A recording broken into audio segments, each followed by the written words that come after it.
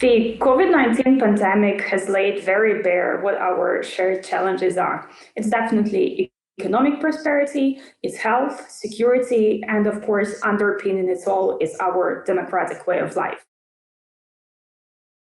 I want to outline 5 principles that should help US Central European relations deliver on this potential. First, the most important power in our possession is the power of showing up. 2 very symbolic moves could highlight that the US and Central Europe are allies on the key issues that matter for people right now. One such powerful move could be, of course, President Biden's visit to Central Europe. President Biden has consistently emphasized that democracies around the world need to work together closer to face shared challenges. If you look at Central Europe, yes, we have rocky history and contentious presence, but despite all these challenges, there is powerful democratic spirit here that is ready to fight authoritarianism. There are many symbols of this democratic spirit in the region. President Zuzana Chaputova, President Maya Sandu, or Svetlana Tikhanovskaya, this is just to name a few. Community of democracies that is widely discussed right now should start by reaching out to the inner Joe Bidens of the region.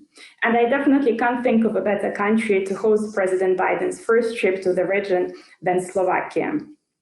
Another powerful move would be to show to people that in the most difficult times of the global pandemic, allies matter.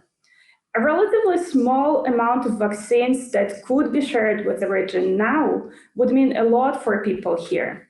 The United States cannot cede the global stage of vaccine diplomacy to Russia and China.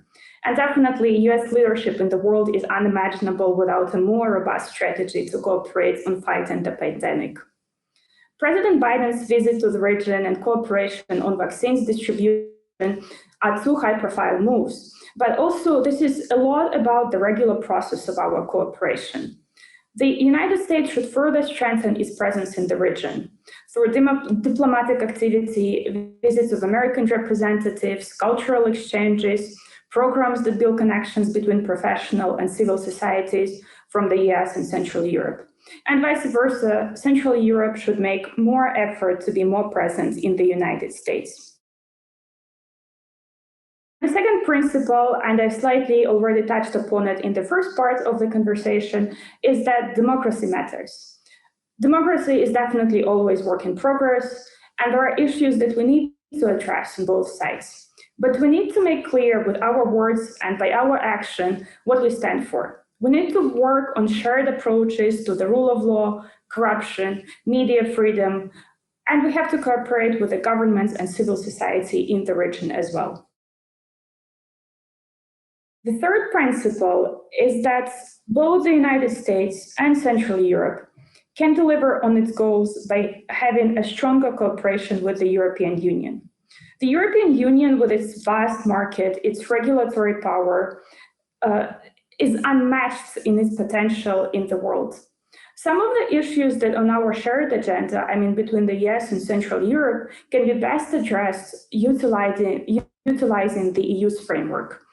Primarily, I'm talking here about digital innovation and technology. Technology will define the economic competitiveness, but technology can be either promoting democracy and prosperity or destroying it. We want to make sure that it's the former. The same concerns the cooperation on the climate change and environment, where the EU has huge potential. And the third important point that I would want to put on the agenda here is the global vaccine distribution efforts. The fourth principle is that we need to make sure that democracy continues to deliver on economic prosperity. There is a huge potential to increase cooperation between the United States and Central Europe on digital issues and on research and development. Central Europe has a huge entrepreneurial potential, and this potential has to be utilized.